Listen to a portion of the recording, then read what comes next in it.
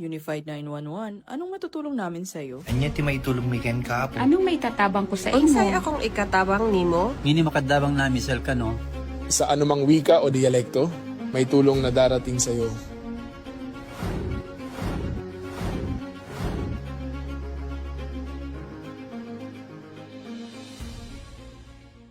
Lilingkod sa bawat Pilipino at magbibigay ng tamang impormasyon para sa tahimik at maayos na Pilipinas. Police News Network, alagad ng batas, tagapagtaguyod ng balitang pulis, sandigan ng mamamayan, patnubay ng katotohanan.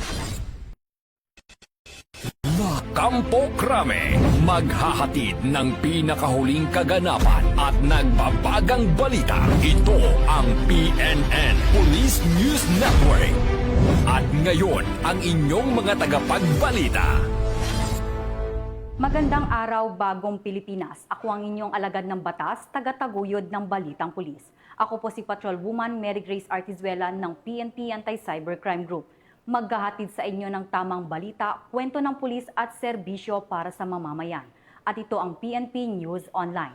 Ang pangunahing balita ng Police News Network, alagad ng batas, tagataguyod ng Balitang Pulis.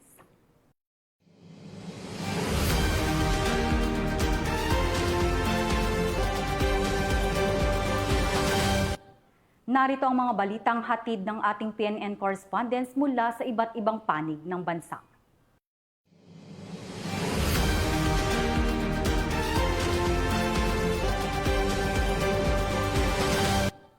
Sa bisa ng warrant of arrest para sa kasong murder, arestado ang top 1 most wanted person sa riyon ng Cordillera Administrative Region sa isinagawang joint operation ng mga otoridad sa Abra. Magbabalita dyan si Patrolwoman Cherilyn Kalumpita.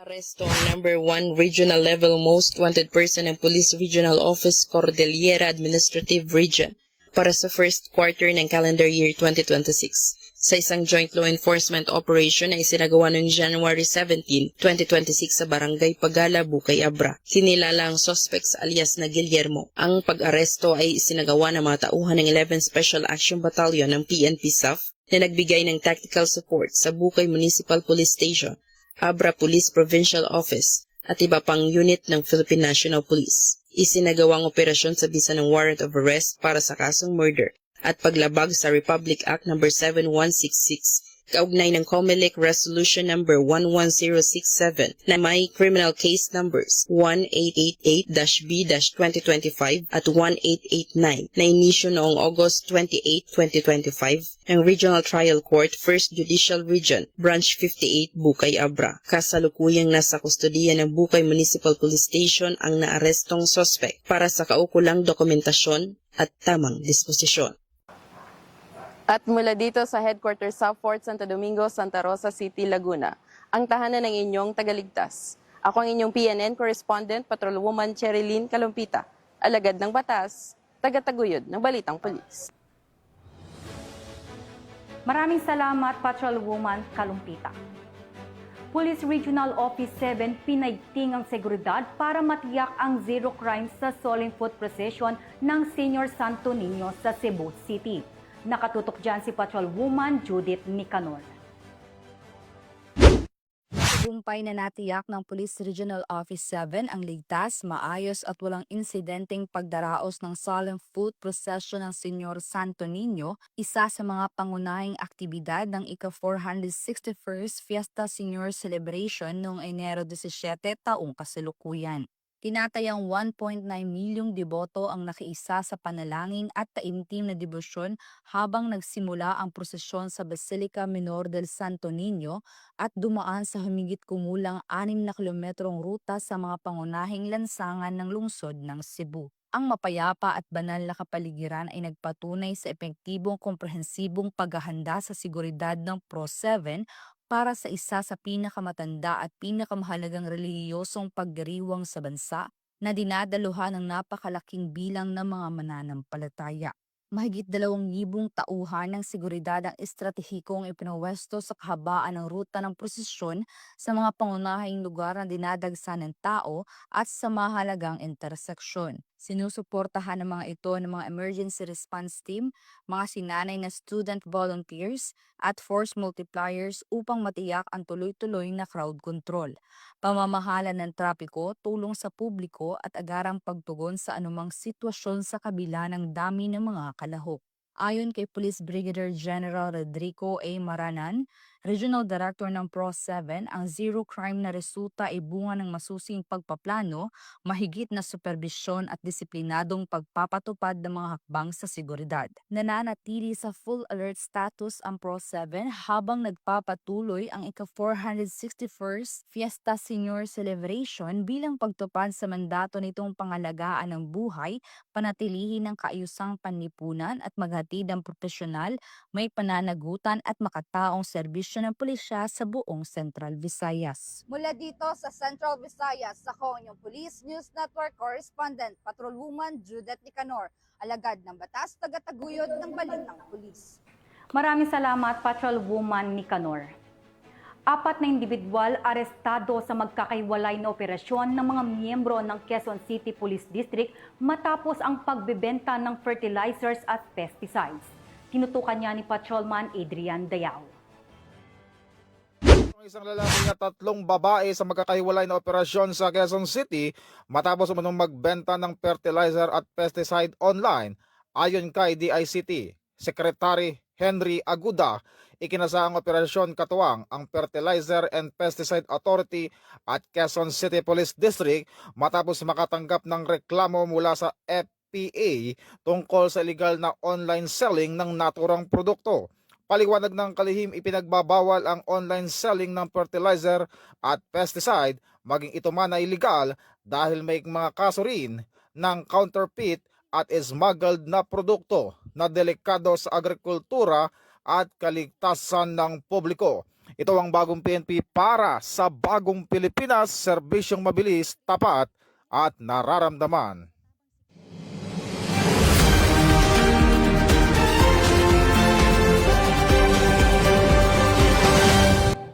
Hindi na nakapalagpa ang isang tulak ng droga matapos ang isinagawang buy-bust operation ng mga otoridad sa sinakaban ni Misamis Occidental. Police Corporal Joel Subsuban sa balita.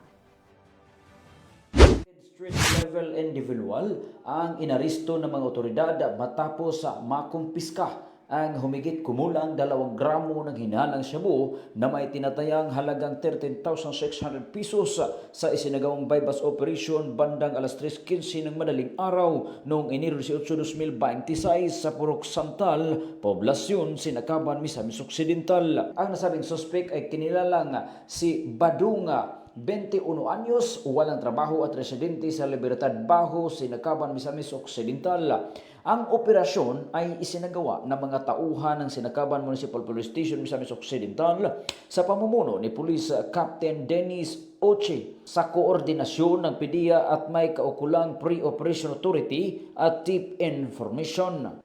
Sa isinagawang operasyon, nasamsam ang ilang sachet ng hinihinalang shabu, isang 500 peso bill bilang buy-bust money at isang cellular phone na pinaniwalaang ginagamit sa illegal na aktibidad. Ang inaristong individual ay kasalukuyang nasa kustodiya ng Sinakaban Municipal Police Station at haharap sa kasong paglabag sa RA 9165 o Comprehensive Dangerous Drug Act of 2002. Patuloy naman ang isinagawang investigasyon at dokumentasyon kaugnay sa insidente. Ipinagpatuloy ng kapulisan sa Region 10 sa pumuno ni Police Brigadier General Christopher N. Abrahano ang mas pinaigting na kampanya laban sa illegal na droga bilang bahagi ng kanilang advokasya para sa mas ligtas at mapayapang komunidad.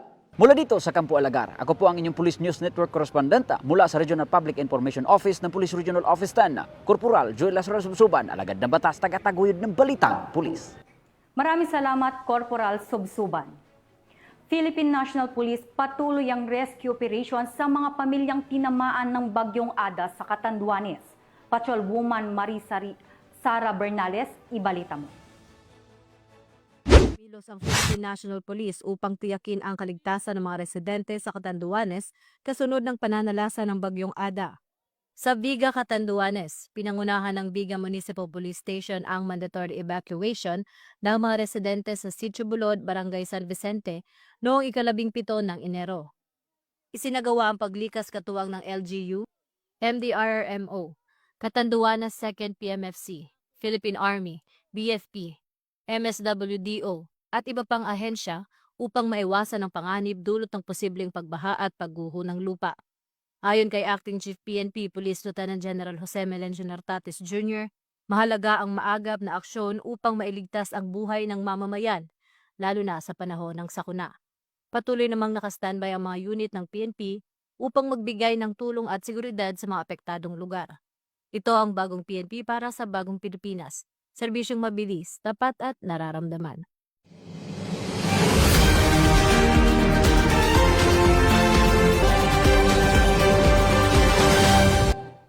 Most wanted person ng Bicol Region na isang leader ng NPA, arestado ng mga otoridad sa Cebu. Magbabalita dyan si Patrolwoman Fe Marie Octaviano. Sa Cebu City ang isang mataas na opisyal ng New People's Army na itinituring na most wanted person ng Bicol Region. Kinilala ni Pro 5 Director Police Brigadier General Erosito Miranda ang suspect na si alias Rudy, 54 anyos at naaresto noong Huwebes batay sa warrant of arrest sa 2 bilang ng murder, maraming bilang ng attempted murder at arson. Si alias Rudy ay nagsilbing medical officer ng Squad 2, Platoon 1 ng Komiteng Larangang Guerrilla North sa ilalim ng Sub-Regional Committee 4 ng Bicol Regional Party Committee. Ayon sa Pro 5, patunay ang matagumpay na operasyon ng pinaigting na kampanya ng pulisya laban sa mga armadong grupo at kriminalidad. Isinasabuhay nito ang adhikain ng bagong PNP para sa bagong Pilipinas, serbisyong mabilis, tapat at nararamdaman.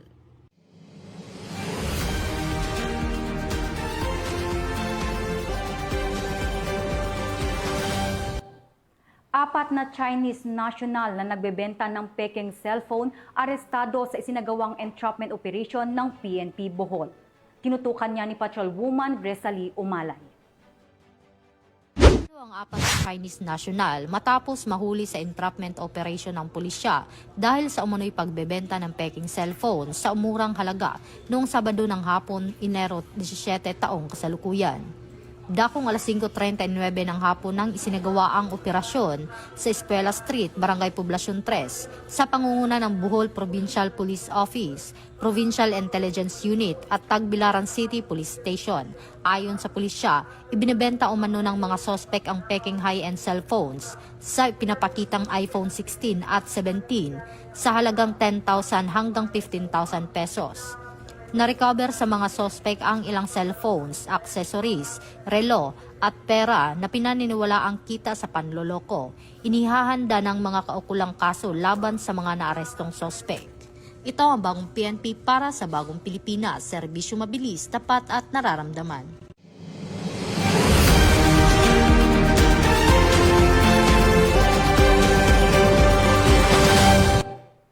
PNP bukas sa panukalang ihiwalay ang Internal Affairs Service o IAS para sa mahigpit na disiplina para sa buong pwersa ng kapulisan. Patrolwoman Fe Marie Octaviano magbabalita. Pahayag ng Philippine National Police ang pagiging bukas nito sa panukalang ihiwalay ang Internal Affairs Service o IAS mula sa organisasyon ng PNP upang higit pang patatagin ang disiplina at pananagutan sa hanay ng kapulisan. Ayon kay PNP Acting Chief Police Lieutenant General Jose Melencio Nartates Jr., welcome sa pamunuan ang anumang hakbang para palakasin ang IAS kahit patuluyan itong maging independent bilang tugon sa panukalang batas ni Senate President Panfilo Lacson. Binigyang diin din ni Police Lieutenant General Nartates na prioridad ng PNP ang pagtanggal sa mga rogue personnel alinsunod sa direktiba ni Pangulong Marcos at DILG Secretary Junvic Remulla upang masigurong may pananagutan at transparency sa serbisyo. Aniya, patuloy ang mga reforma upang mapanatili ang integridad ng IAS at makabuo ng isang disiplinado at profesional na PNP na mapagkakatiwalaan ng publiko. Ito'y alinsunod sa bagong PNP para sa bagong Pilipinas. Serbisyong mabilis, tapat at nararamdaman.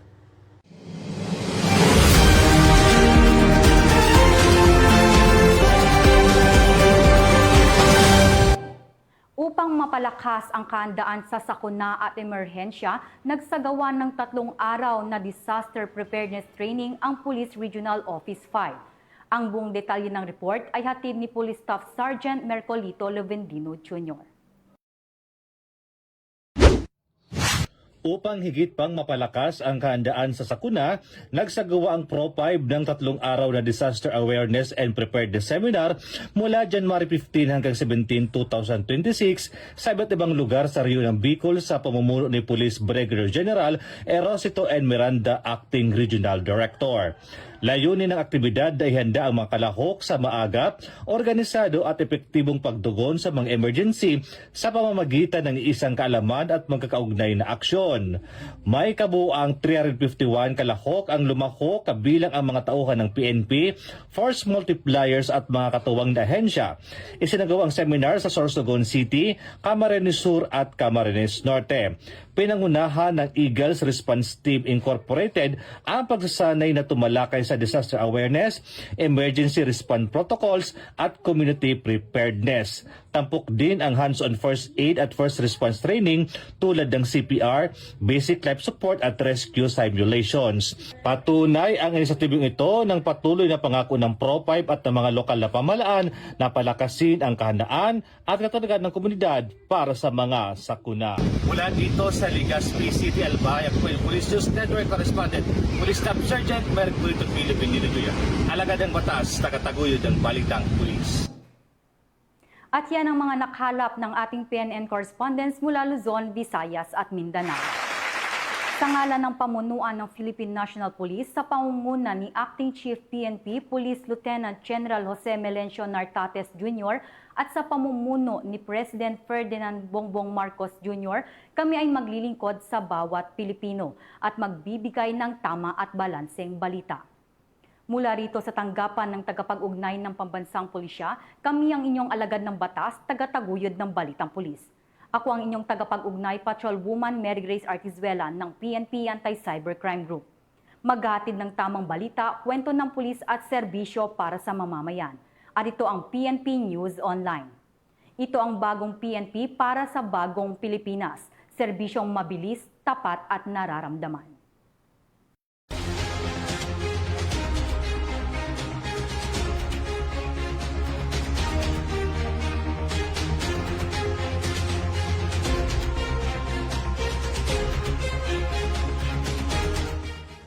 Police News Network, alagad ng batas, tagapagtaguyod ng balitang pulis.